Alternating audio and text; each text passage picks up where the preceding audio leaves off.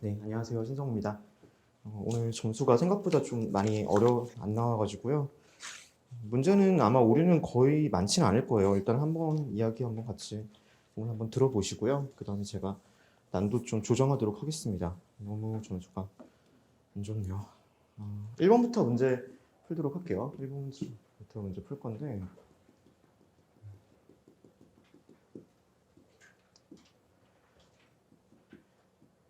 일단 이번에 모의고사 때 여러분들께 제가 가르쳐드리고 여러분이 배워야 되는 게 뭔지 좀 이야기를 드리면요. 그 전까지의 기초랑 기본 그리고 뭐 심화 집중 이렇게 강의 들으시면서 여러분들이 그 언어를 어떻게 풀어야 되고 어떤 방식으로 접근해야 되는지를 안다고 생각을 해요. 근데 한정된 시간 내에서 문제를 어떻게 푸는지를 제가 이번에 가르쳐 드릴 거예요. 8번에 거쳐가지고 문제를 어떻게 접근하고 어떻게 효율적으로 판단해야 되는지 말씀을 드리려고 합니다. 그다음에 선지를 어떻게 정확하게 봐야 되는지 뭐 그런 것들 좀 이야기 드릴 거예요. 그래서 이 독해에서 1번 문제부터 한번 보세요. 비록 잘 안 보이실 수 있는데 제가 내일부터는 조금 더 PPT를 보이도록 하겠습니다. 굵은 글씨 위주로 읽고 이게 어떻게 연결되는지를 여러분이 보셔야 됩니다. 여러분이 제가 올해 1년 동안 강의를 하면서 독해에서 느낀 게요. 제가 기본 강의 때 강조했던 독해 내용에 더해서 여러분이 좀 하셨으면 하는 부분이요. 이 조사라든지 이런 부분, 본래라든지 문장과 문장이 연결될 때 다음 문장이 어떻게 이어지는지 생각을 하셨으면 좋겠어요. 첫 번째 문장 보시면서 충렬함이라는 사람이 쿠블라이 칸을 아련하고 협상을 벌였다라고 되어 있고 여기 이제 끊어져 있죠. 본래라는 걸 생각을 하면서 뒤에 있는 내용을 보시는 거예요. 본래라고 해가지고 이 내용을 뭔지를 이제 보려고 하는데요. 뒤에 뭐라고 되어 있냐면은 뭐뭐이나라고 되어 있습니다. 글을 쓰는 입장에서 여러분이 글을 읽는 입장에서 생각을 해보면요. 쿠블라이 칸이랑 협상을 벌였는데 원래 이런 것이었으나 뒤쪽에서 그거 외에 다른 것을 올려가지고 어떤 관철의 성과를 거두었다. 머릿속에 넣으려고 할 때 더 중요한 건 뭐냐? 본래 이유가 더 중요합니다. 이런 글이 여러분들께서 파악이 되셔야 돼요. 그 다음에 여기서 보시게 된 다음에 그 다음에 컴마는 읽지 않고 뒤쪽에서 이게 고려에서 크게 칭송되었다라고 되어 있고 큰 개선이라고 보인다라고 되어 있죠. 그리고 이 아래쪽에서 그 양국 관계의 개선이 무엇인지를 사례를 가지고 보는 거예요. 다루가치와 몽골군의 소환이라고요. 그 다음에 이 내용에서 이제 다루가치 블라블라 하는 것은 앞의 문장과 이어서 생각을 해주셔야 돼요. 다루가치와 몽골군이 소환됐다라고 한 성과에 대한 찬사구나. 이렇게 여러분이 문장을 연결해서 글을 읽으면 됩니다. 제가 지금 이야기 드리는 거를 그냥 넘기지 마시고요. 언어 좀 늘었다는 사람들 말 들어보니까 제가 읽은 방식을 계속 연결을 하면서 본인과 교정했다고 하시더라고요. 일단 큰 글은 이렇게 읽어줘야 돼요. 선지도 하나하나 보여드릴 텐데 그 전에 여러분이 읽은 것과 반드시 비교하세요. 그 다음에 여기 끊어지죠. 끊어지는데 여기 한 편이라고 되어 있잖아요. 이게 제가 기본 강의 때 말을 했던 IRP적 독해의 중요성이에요. 새로운 정보가 나온다는 거예요.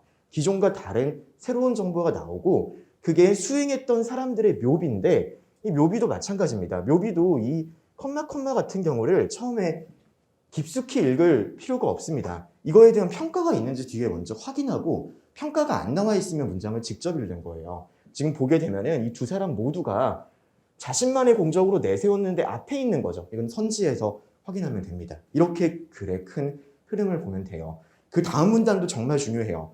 자, 중요하다라는 것은 글을 읽을 때 제가 여러분들께 보여드리고 싶은 것은 이런 변화를 순전히 고려의 성과로 보이기는 무리가 있다라는 이 내용만 가지고 이 아래에 있는 글은 이미 끝난 거거든요. 고려의 성과가 아니다라는 것이고 앞쪽에 있는 고려의 온전한 성과가 아니라는 게 나와 있지가 않아요. 뒤쪽에 그 내용이 나와 있을 수밖에 없는 거예요. 단어를 보고 뒤에 있는 내용을 예측한다기보다도요. 저는 글을 잘 읽으려면 글을 잘 쓸 수 있어야 된다고 생각을 합니다. 여러분이 짧은 시간 내에 모강 마지막 기간이긴 하고 PSAT 공부하시지만 반드시 2차랑 이어지고 반드시 실무 업무 역량과 이어집니다. 페이퍼워크를 할 때요. 계속 뒤에 있는 걸 이렇게 본 다음에 여기 써져 있어야죠. 좋은 글은 있을 거예요. 순전한 고려의 성과가 아니라고 생각을 하고 보니까 여기도 그는 오히려예요. 그는 충렬함이죠. 충렬함이 오히려 이 위에 있는 성과에 대해 가지고 반대되는 말을 하는 거죠. 그러니까 여기도 컴마를 보는 게 아니라 군대를 파견할 것을 건의를 했다.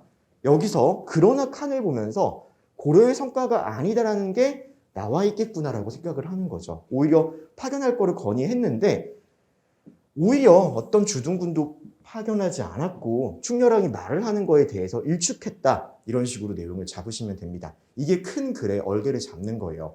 큰 글의 얼개를 잡은 다음에는요, 여러분들 선지를 봐야 돼요.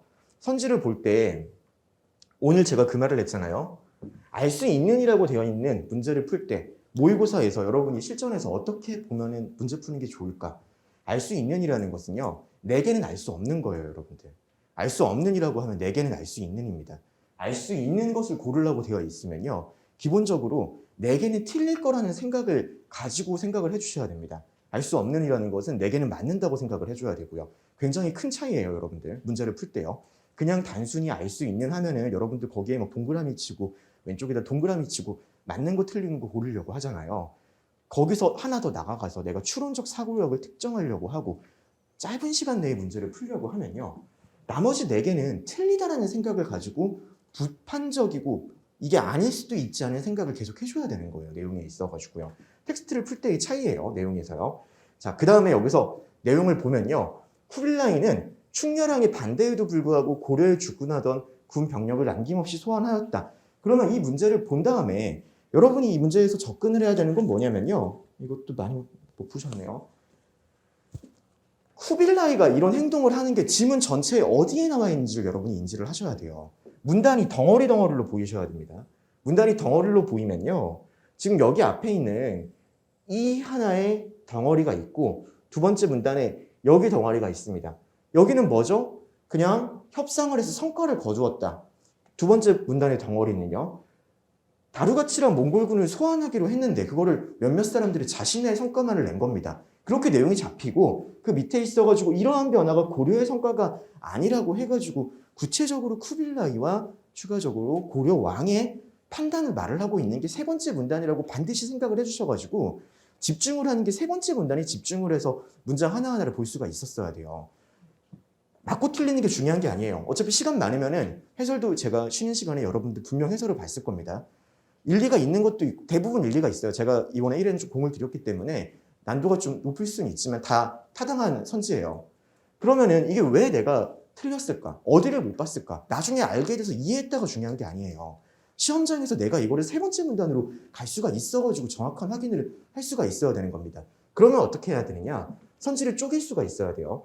쿠빌라이가 첫 번째, 충렬왕이 반대했는지, 고려에 주둔했던 군 병력을 남김없이 소환했는지, 그게 중요하거든요. 여기서 헷갈리게 하려고 했던 건 그거예요. 쿠빌라이가 군 병력 철수는 동의한 것처럼 되어 있고 그게 충렬왕도 뭐 요구를 한 것처럼 보이니까 충렬왕의 반대라고 할 수 있는다고 여러분들 보셔야 되거든요. 마지막 문단에 보면은 나와 있죠. 뭐라고 되어 있냐면은 여기서 반대하는 거는요, 이 전체 문장이에요. 여기 있는 거. 고려에 주둔했던 군 병력을 남김없이 소환한 것에 대해 가지고 반대했는지를 여러분이 봐주셔야 되는 거예요. 내용에 있어가지고요. 남김없이 소환했는 걸 반대했나고 지문에서 볼 수 있나요? 반대했죠. 남겨달라고 부탁했잖아요. 마지막에요. 남김없이 소환했다는 거에 대해서 반대를 한 거예요.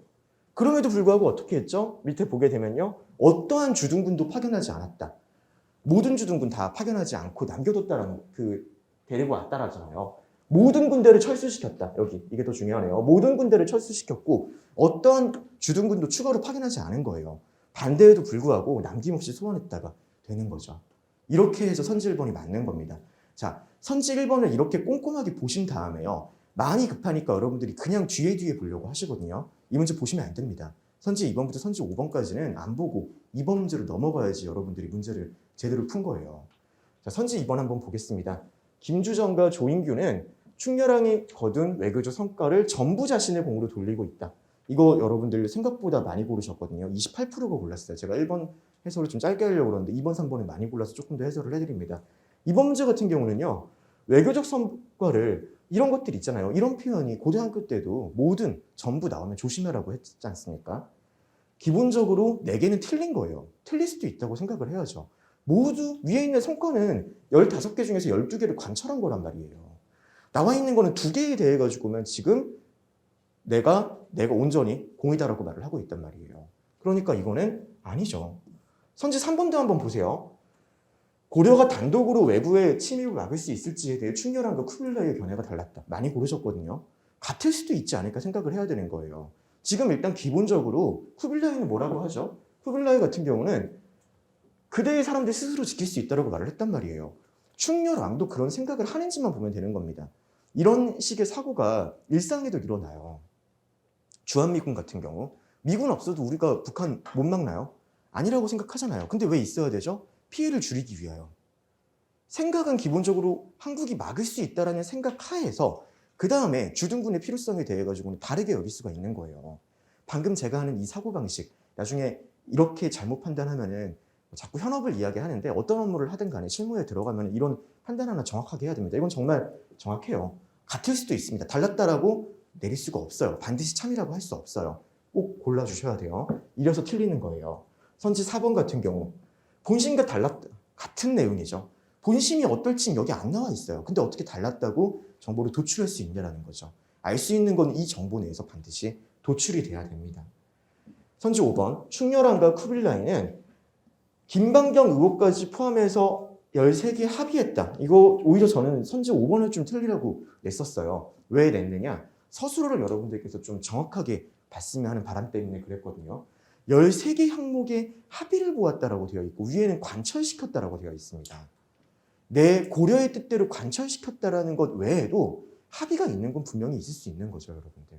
그래서 서술어를 정확하게 보시고 의미를 정확하게 파악을 해주셔야 돼요. 답은 1번입니다, 여러분들.